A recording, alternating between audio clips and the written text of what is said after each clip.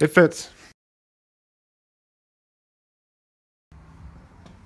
Hey y'all. All right, so today I want to talk about glass doorknobs and the locks that they go in. You will commonly see these on houses, and you may have a house that has these on them. But this is commonly on interior doors on houses that were built between like the 40s to the 60s, maybe the 30s to the 60s, 70s. 70s is kind of when they were pretty much phased out. So if your house was born after like 65 or 70, you probably won't have this because they have adapted to the tubular lock. However, on houses in the 40s to 40s, 50s, 60s range, it was very common to have these on every single interior door. And very frequently they had these glass doorknobs. I did not take this price tag off, so. But the glass, real glass, brass doorknobs. Obviously, there's one on the other side here. And they would go through and turn your latch on these doors. And they often had what is commonly referred to as a skeleton key. And many people, there's very, very common misconception that these were all the same. Well, they're not. There are different variants of it. They're all the same theory. They're all the same style. They all have this blade deal. But as with other locks, there are different shapes and even different cuts on the keys.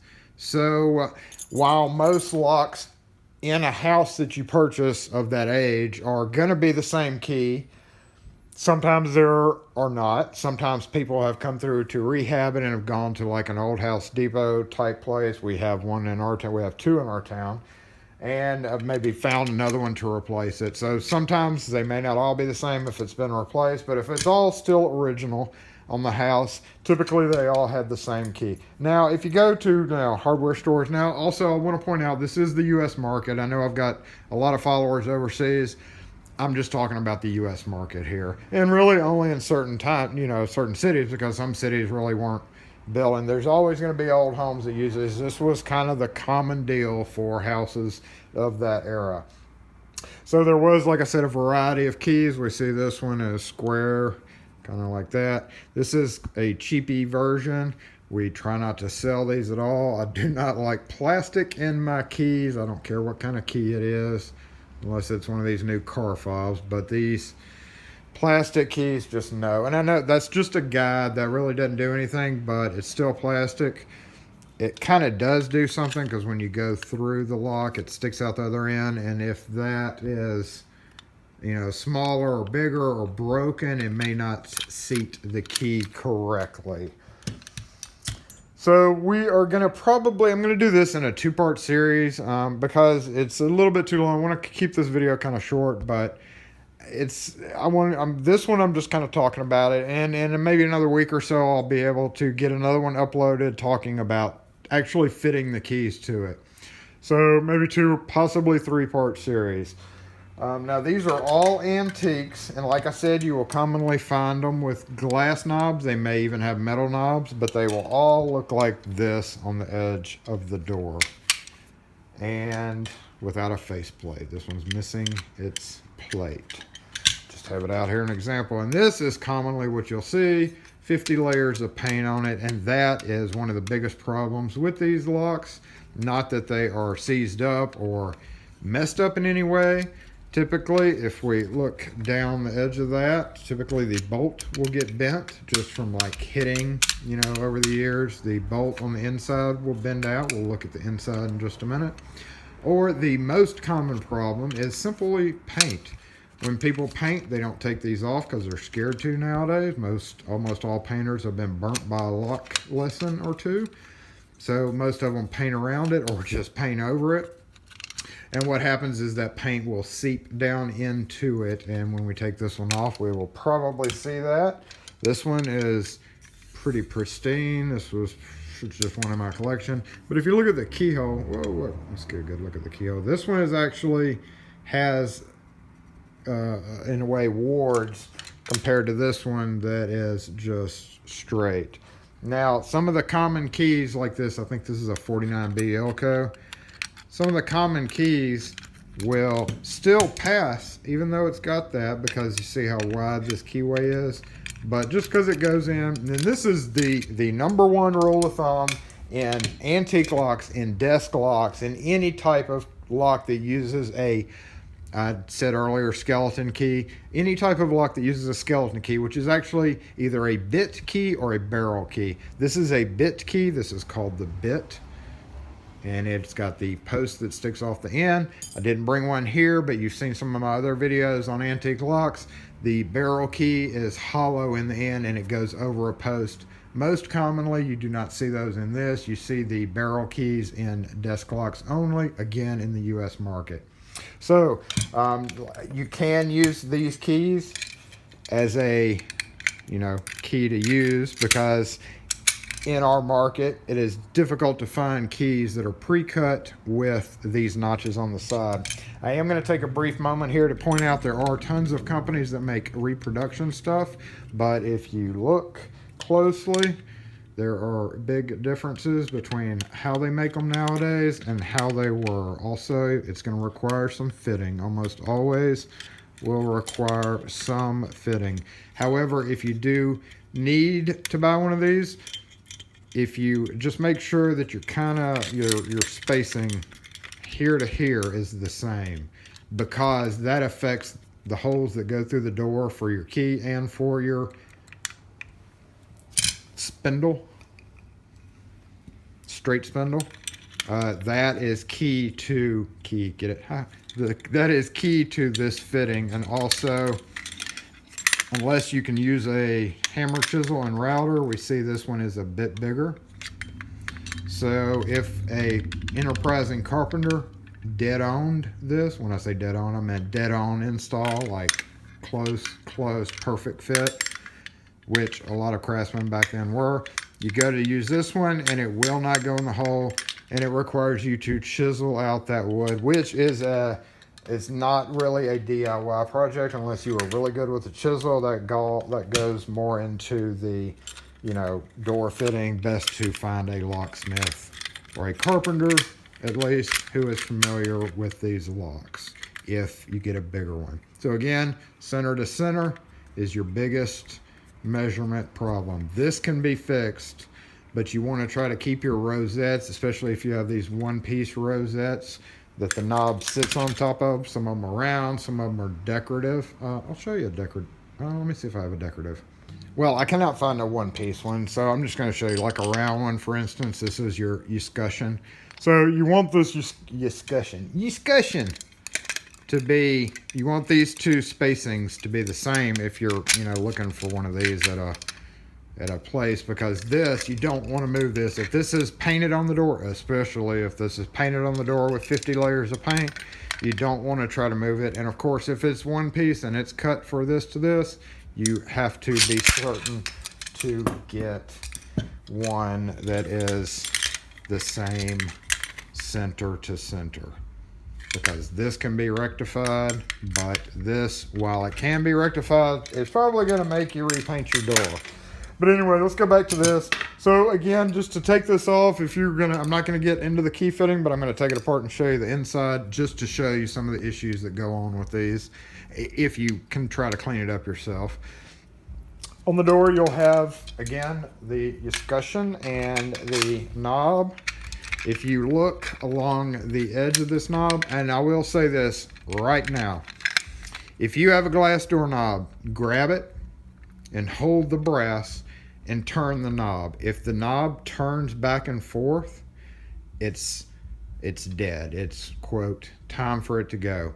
While you can try to reform this lip, if you have a doorknob and it's really sloppy, I actually have a customer who was trying to get a door open and turning real hard, and the knob broke, and when it broke, it left glass shards sticking up.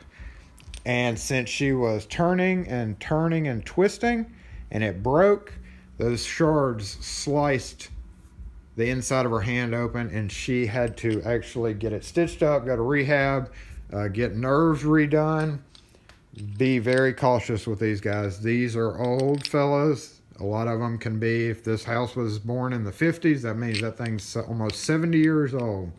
So if you have one that's loose, be very cautious. Try to get into the habit of, say, grabbing it on the metal part. But anyway, to take it off the door, grab you a flathead or Allen every so often, but most of the time it's one flathead screw. Back it out. You do not have to, on most of them, you don't have to take it all the way out. There are a few where you do have to drop the whole screw, but usually you can just back it out a few turns until you are able to unscrew it from the door. So basically that screw is just holding it onto this shaft. Once you screw it down, the screw hits it on the edge. And I will go ahead and note right now, when you put it back on, you want to make sure that when you put it back on that you do not have it at an angle. So if you were putting it back on and you started tightening your screw down and it's on an angle, say we had it turned to right there on the pointed edge of that four-sided mechanism, the screw doesn't go all the way down. So what will happen is when you go and you turn it, it all of a sudden turns, and now you've got a loose doorknob, and that will strip it out. So when you're tightening it back down, if the screw acts like it's not going down all the way, take it, turn it just a bit more, and then try to tighten it down. Another thing, just to notate, since we're talking about it, when you're putting it back on,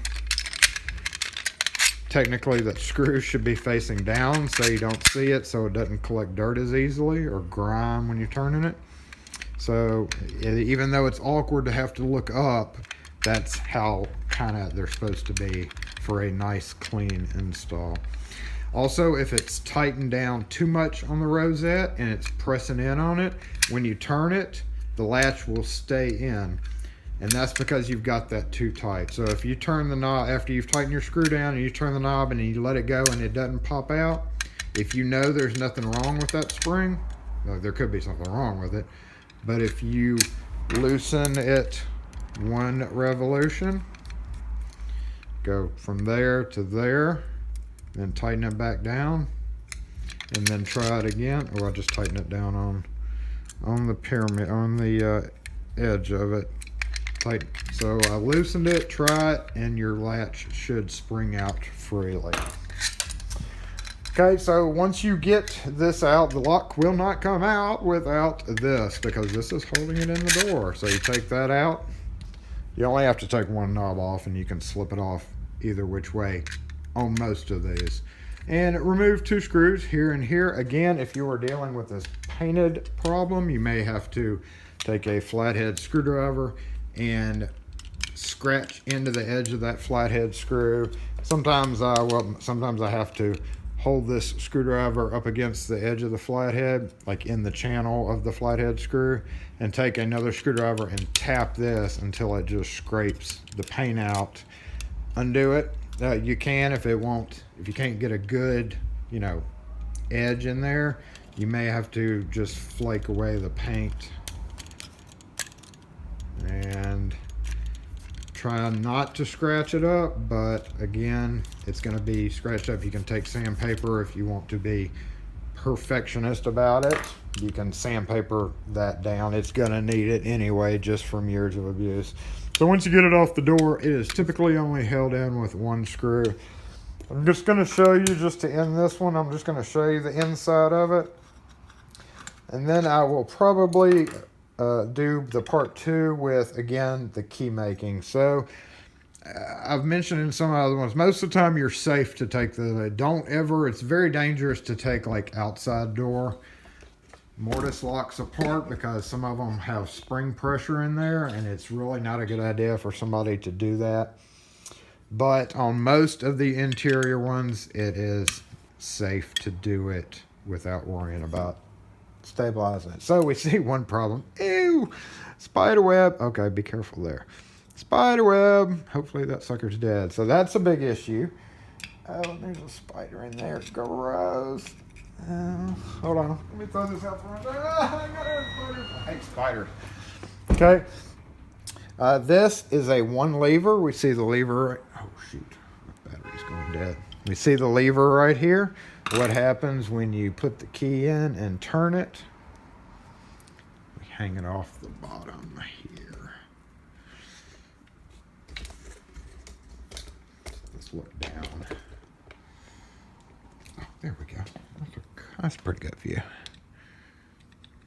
If I get my hand out the way. So when you turn the key, what happens is it lifts this lever right here as you're turning the key. And then the other part of the key is going to be throwing the bolt. This has to be lifted. Go ahead and bring it up. I'm going to try to be careful because this one will separate on me. Let's zoom out. So when you lift up, that allows the bolt to come up. So this one again is a one lever. It looks like it is, oh well, that may be why it's not working. We see a problem here. This is supposed to be over that. It may have just popped off in the video and I didn't see it. You're like, Jason, it just popped open. All right. So what happens is this bolt is not allowed to move. Number one, because of the paint.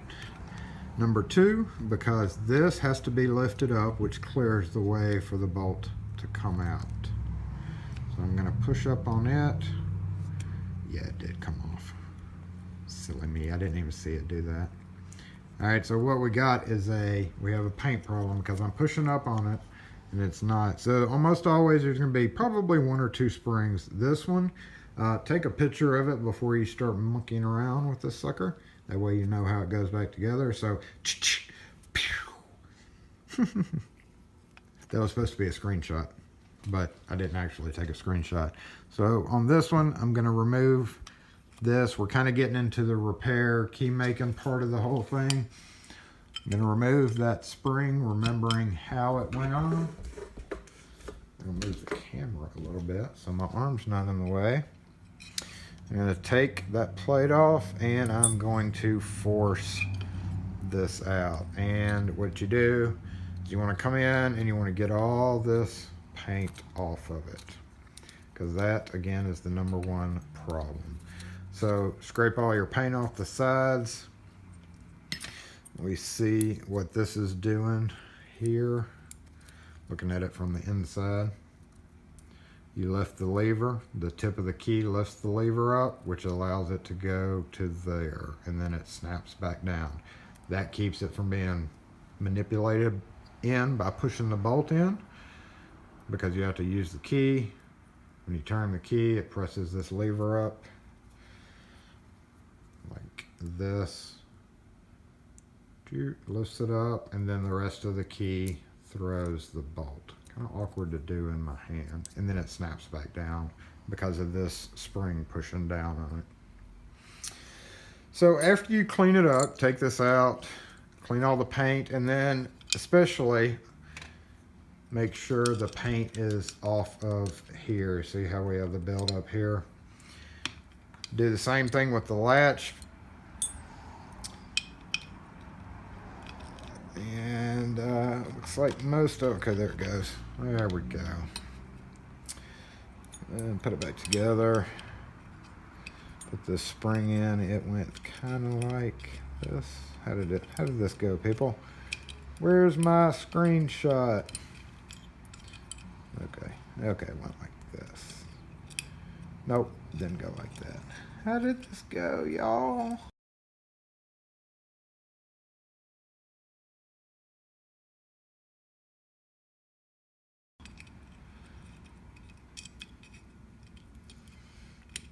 Okay, here it is. I'm about to say, I'm going to edit all this out. Yep, that's it. So when you push up, oops, it's pushing that down. So when I push up, the bolt snaps in and pushes back down. Sometimes it's just a flat bar that presses down on the whole thing. It kind of varies case by case, but again, for the most part, it is similar.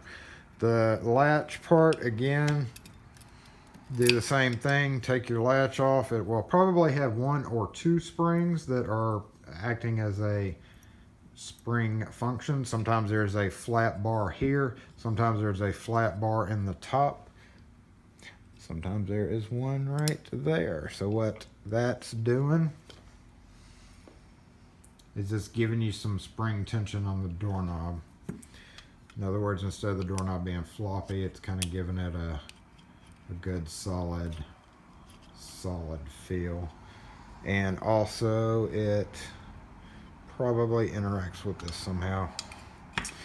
Okay, so the biggest problem here is take your latch off, make sure it is true, flat, up and down. If not, sometimes you have to clamp it in a vise and tap this so that it's straight. And again, we see this one is heavily painted up. So scrape all your paint off and hit it with a sanding block on the back edge, because that back edge will wallow out.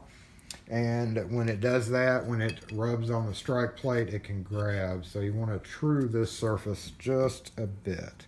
This is also how you hand it. And if you need it to go one way or another, make sure you put your latch back in the right way, that your door swings, and put it back together. That is all there is to that. Now again, thanks for watching, guys. I will be following up on this and like cross-linking my next video, which I hope to have out by mid next week, maybe.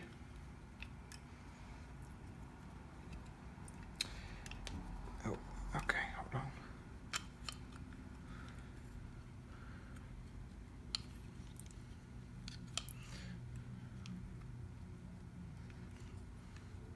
I didn't clean the paint up on this. So anyway, you get it back together, preferably after you've repaired it properly, which I have not. That paint all needs to be scraped off. But once you have everything back in position like it's supposed to be, come in, simply snap your cap together. Make sure that it is not, see how it's sticking out right here a little bit? That means that something's going on there. Probably because I do not have, this is a good example though, so I want to show you. So that means that we're not together kind of correctly in here. And that's because the spring had sprung. Oh, that spring sprung. Oh, come on now, don't be like that. We may have this reversed. Let's see. No, that's how it's supposed to be.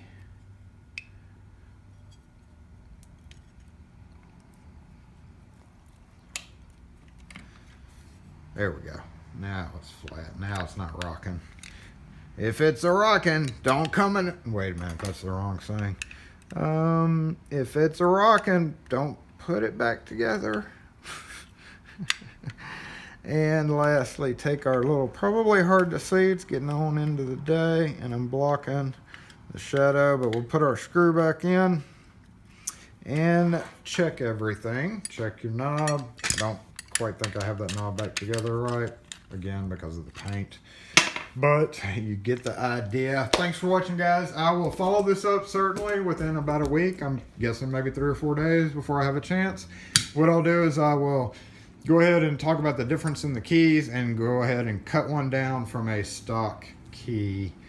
Not quite the one I want to use, but I'm out of the little bit shorter ones because this one is wider than, this one's wider, so just a bit. So it has to be cut down on the sides and then cut to fit whatever type of profile it is. Again, thanks for watching, guys. Y'all have glass knobs on your house, it is considered cool nowadays to live in the retro houses with the glass knobs.